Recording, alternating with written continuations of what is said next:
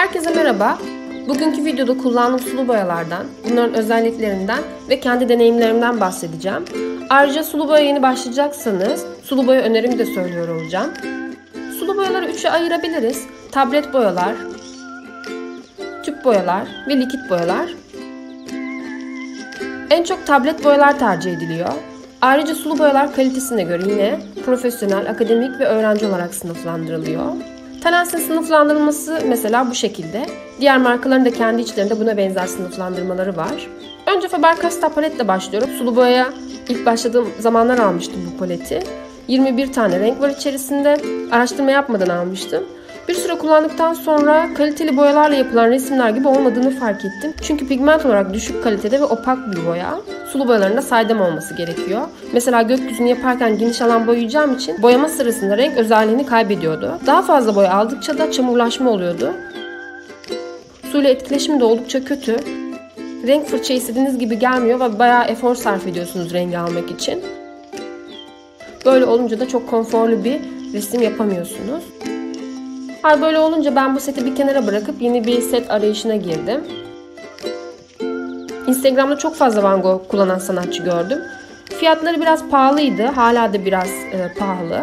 Ama biraz para biriktirip edinebileceğiniz bir sulu boya paleti. Ben de bir şekilde temin ettikten sonra kullanmaya başladım ve büyük bir aydınlanma yaşadım fırçasıyla, boyalarıyla. Bu set 12+3 pocket box set. Seyahatlerde, dışarıda yanınızda kolayca taşıyabileceğiniz bir set. Setin paleti ve kendi fırçası da var. Katlanabilen bir fırça. Fırçalar videomda da zaten önerdiğim bir fırçaydı. Bu setteki tabletler yarım tablet. Bitince yenisini alabiliyorsunuz, yerine koyabiliyorsunuz. Suyla etkileşimi de gayet güzel. Boya suda kolaylıkla çözülüyor. Ben setteki boyaları isimleriyle beraber yazdım. Normalde paletin üzerinde boyaların isminin yazdığı bir bant oluyor ama ben onu atmıştım. O yüzden tekrar araştırıp renklerin isimlerini yazdım. Çünkü bunları bilmekte fayda var. Yeni başlıyorsanız bence bu palet gayet uygun, çok da popüler. Almayı düşünebilirsiniz. Sıradaki boya Mijela marka bir boya. Bu marka Kore markası. 36 renk var. Tüp boya şeklinde. Tablet boyadan biraz sıkıldığım için ve farklı bir marka denemek için almıştım bu seti. Fiyat olarak yüksek ve profesyonel sınıfta bir boya. Gold Class serisi bendeki. Bunun Silver Class olanı da var sanırım. Kutunun arkasında renkler ve özellikleri yer alıyor. Ben tüp boyaları palete de bu şekilde yerleştirdim. Bu kitapçıkta yüksek kalite pigmentleri olduğundan, ışığa dayanıklı olduğundan, toksik madde ve kimyasal maddeleri barındırmadığından bahsediyor. Renkleri sıcak, soğuk ve kahverengi olmak üzere ayırmış. Bir opak renkleri de kategorilendirmiş. Tüpler 7 milim pigment ve ışığa dayanıklılığı mevcut. Yine opaklık bilgileri, transparanlık bilgileri yer alıyor. Lekelenme ve pigment bilgileri, numara bilgileri tüp üzerinde de mevcut. Bu set kendi paletiyle geliyor. Mijela paletler ayrıca satılan iyi paletlerden. Boyu uzun süre elinde tutabiliyor. Bu anlamda koruyucu özelliğe sahip.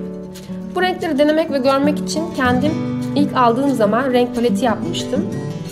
Bu serideki bazı renklerin diğer markalara göre farklı olduğunu da söylemem gerekiyor. Mesela Cerulean Blue, Van Gogh serisinde ve bu seride oldukça farklı. Bunu da birazdan göstereceğim zaten. Pigmentleri çok canlı, çok yoğun bir şekilde geliyor. Ve suda çözülmesi de gayet güzel. Ama sanki fırça boya yapışıyormuş gibi bir his veriyor. Pigment yoğunluğundan veya tüp boya özelliğinden olabilir diye düşünüyorum. Hangisi olduğunu bilmiyorum çünkü daha önce tüp boya da kullanmadım. Çok az bir boyayla işlerinizi yapabilirsiniz. Bu da uzun ömürlü bir boya olacağını gösteriyor. Son olarak likit olan sulu boyalardan bahsedelim. Henüz kullanmadım bu boyaları. Şişelerde satılıyor. Likit boyalar transparan boyalar. Ürün bilgisi olarak pek bir bilgi içermiyor şişenin üzerinde. Örneğin ışığa dayanıklılık bilgisi yok. Bu da zaman geçtikçe renginin aynı kalmayacağını gösteriyor bize.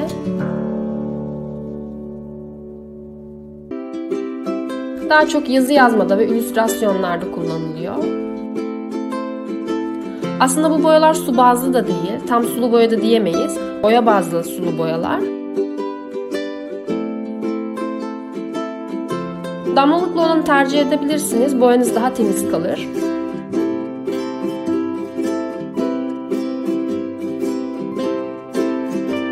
damlılığı boyanın içine tutup sıkarak kullanmadığınız boyayı şişeye geri koyabilirsiniz. Bu boyaları temiz kullanmakta fayda var. Başka bir renk almadan önce fırçanızı temizlemeniz gerekiyor.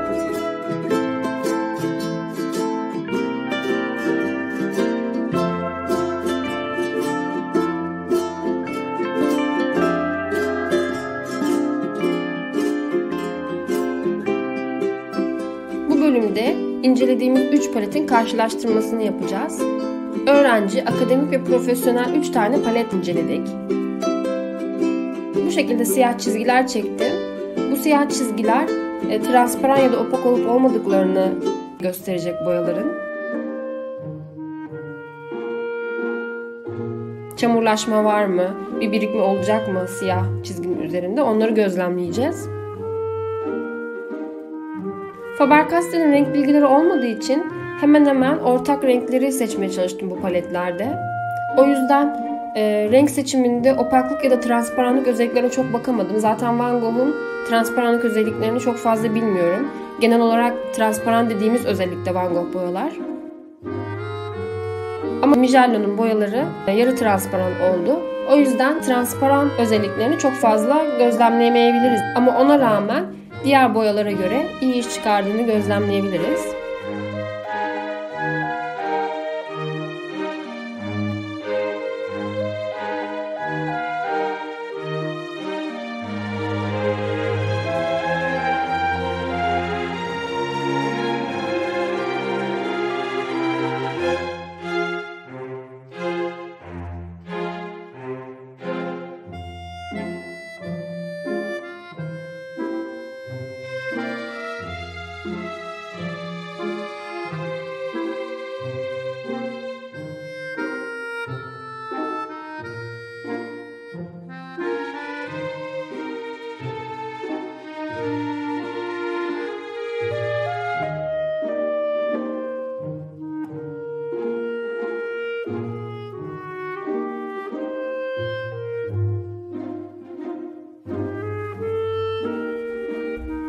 Şimdi ıslak bir zemin hazırlayıp boyaların suda nasıl dağıldıklarını ve birbirleri içerisinde nasıl dağılım gösterdiklerini incelemiş olacağız.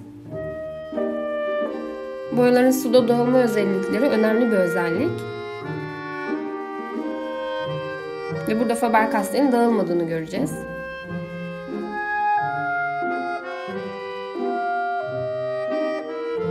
Bu arada akademik ve profesyonel boyalar hemen hemen birbirlerine benzerler. Sadece birkaç özelliği dışında akademikler daha alt kategoride yer alıyor.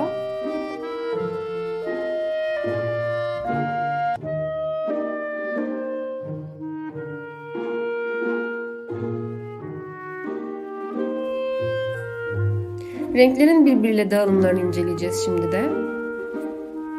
Burada yine Faber-Castell'in kırmızı renginin pigmentinin kötü olduğunu göreceğiz. Yanına bir Van Gogh koyduğumuzda ve Mijello'yu koyduğumuzda.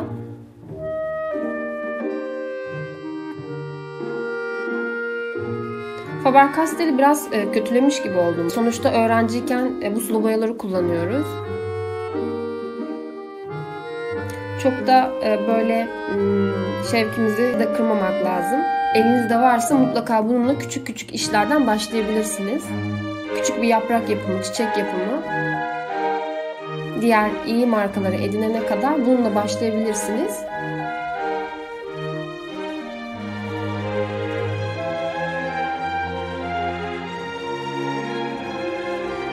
Mijello'nun dağılımlarını da, renk pigment ve canlılıklarını da gördük.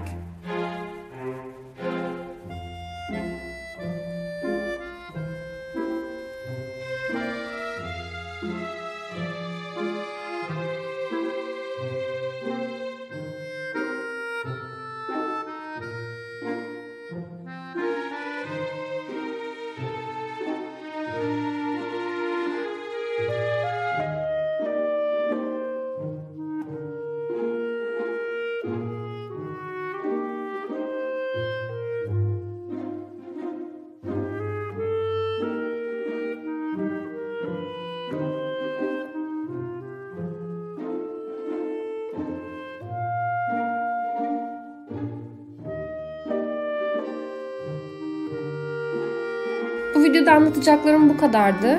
Umarım sizin için bilgilendirici olmuştur. Sorularınız varsa yorumlar kısmına yazabilirsiniz.